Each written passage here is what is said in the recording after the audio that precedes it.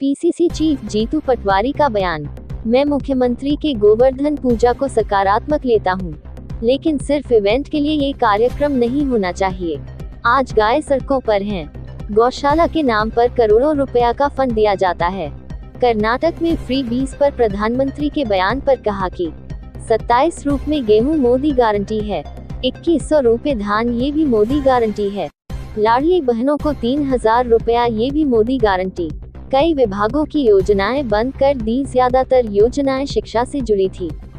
कर्नाटक पर आरोप प्रत्यारोप भाजपा करे, लेकिन जो मध्य प्रदेश में वादे किए थे उसका जवाब कौन देगा।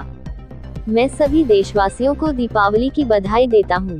चुनावी समय चल रहा है यार, एक बार हम सब ने मिलकर बीजापुर और भूतनी में दिया जलाया। उपचुनाव के परिणाम जगाएंगे तो आप सब आश्चर्यचकित हो। एमपी में बढ़ते अपराध को लेकर बोले माफिया सरकार पर हावी है।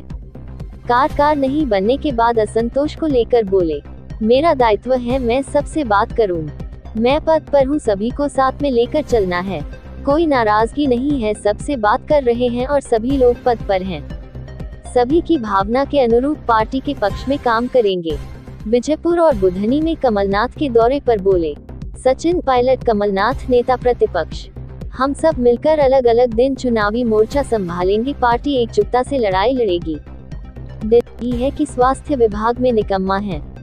स्वास्थ्य विभाग के नाम पर करप्शन हो रहा।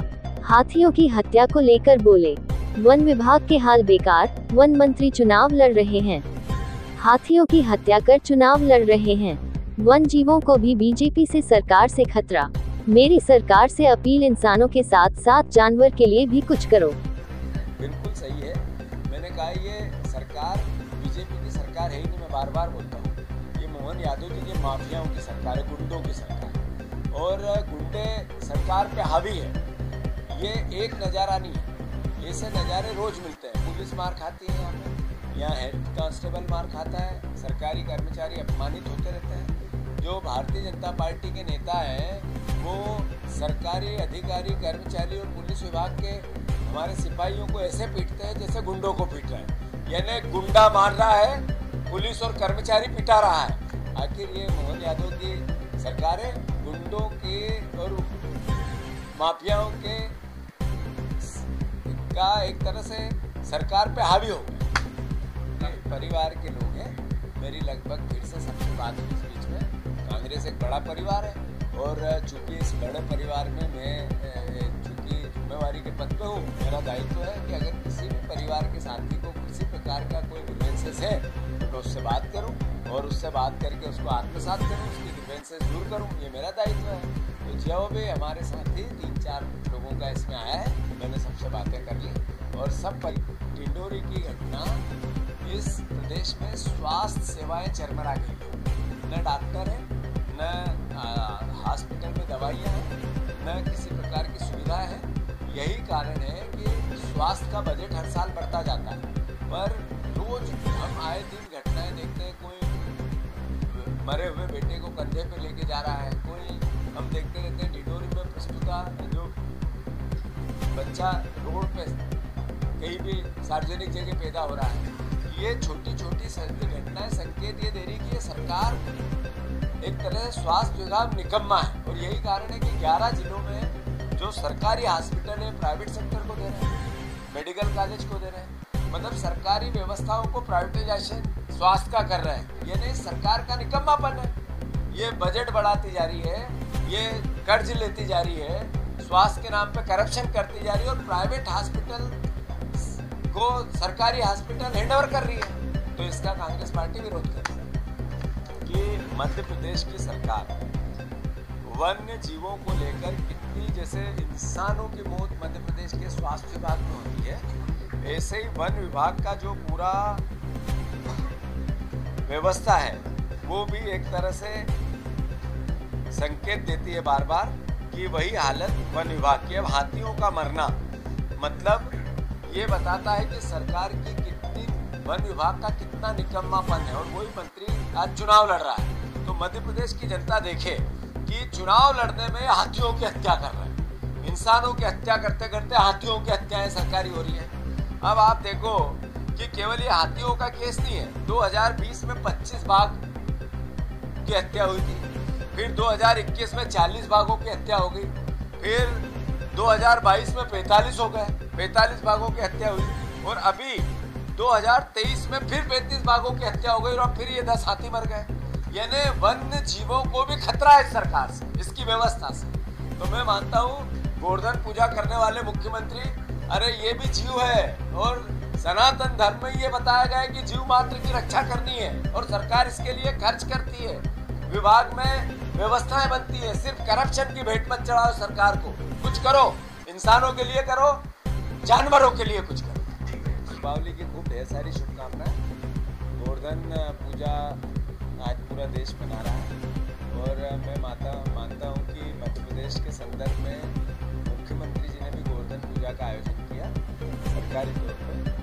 मैं इसको पॉजिटिव लेता हूँ, नकारात्मकता नहीं है इसमें, पर केवल इवेंट के लिए गोवर्धन माता की या गाय माता की पूजा की बात करना और इवेंट मैनेजमेंट करके सरकार के पैसे का जाया करना सरकार का सिर्फ दायित्व नहीं होता है। आज मध्य प्रदेश पहला राज्य है जहाँ पे सबसे ज़्यादा असुरक्षित गाय माता है। आप ऐसा कोई रोड, एक शहर का कोई हिस्सा या किसी भी छोटे से गांव में चले जाओ, रोड पे गाय माता एक्सीडेंट होते हुए मरती हुई मिलती है। तो मैं मानता हूँ कि अगर मुख्यमंत्री जी गौशालाओं में उनके राशन की व्यवस्था कराते, चारे की व्यवस्था कराते, जो सरकारी तौर पर मध्य प्रदेश में कमलनाथ जी की सरकार ने उनके लिए गौशालाएँ जो बनाई, उसकी व्यवस्था की बात करते, व्यवस्थापन की बात करते और उसके लिए फंड अलॉट करते, तो असली गोवर्धन पूजा होती है। तो मैं मानता हूँ कि इवेंट करना, फोटो विजुअल बनाना उनका दायित्व हो सकता है, उनकी इच्छा हो सकती है, वो करते रहें, पर ओरिजिनल में गाय माता की रक्षा सेवा कैसे होगी उस भावना को भी वो चाहिए। उसके लिए मैंने उनको पत्र लिखा। दूसरा, आज अखबारों में नरेंद्र मोदी जी ने कर्नाटक को लेके ये कहा कि जो देवड़ी पद्धति की योजनाएं थी उस पर कर्नाटक की सरकार को क्रिटिसाइज किया। बहुत अच्छा आदरणीय मोदी जी, पर आपको ये तो देखना ही पड़ेगा कि मोदी गारंटियाँ थी मध्य प्रदेश में 2700 रुपये गेहूँ मोदी गारंटी है, भरोसा रखो दूंगा। आज 11 महीने हुए नहीं दिया। फिर 3100 रुपये धान के दाम, मोदी गारंटी थी, आज तक नहीं हुआ। फिर इसको भी 11 महीने हो गए। फिर मोदी जी ने यहाँ कहा था लाडली बहनों को 3000 रुपये मिलेगा, शिवराज जी ने भी कहा था, मोदी गारंटी है, उसके पर्चे हैं, तो फिर उनको मिलना चाहिए, आज तक नहीं मिला। 450 का गैस सिलेंडर मोदी गारंटी थी, क्या हुआ उस मोदी गारंटी का? और ऐसे ही तमाम योजनाओं को लेके बातें की गई थी। 33 विभागों की योजनाएं बंद कर दी, जिसमें शिक्षा से जुड़ी हुई सारी योजनाएं, जिसमें लैपटॉप हुई, साइकिल हुई, जिसमें मेधावी छात्र हुए, ऐसी छात्रवृत्ति जो ST SC OBC की संदर्भित उसमें भी कटौती कर दी गई। तो अल्टीमेटली कर्नाटक पे आरोप प्रत्यारोप मोदी जी करें, ये उनका दायित्व हो सकता है, पर मध्य प्रदेश में कौन इसका जवाब देगा? आप ही की सरकार है, मध्य प्रदेश में बीजेपी की सरकार है, मोहन यादव आपके पर्चे के मुख्यमंत्री आए हैं, क्या हुआ इसका भी तो उत्तर देश चाहता है, मध्य प्रदेश चाहता है, मोदी जी को देना चाहिए। तो फिर से मैं सभी को दीपावली की ढेर सारी शुभकामनाएं देता हूँ।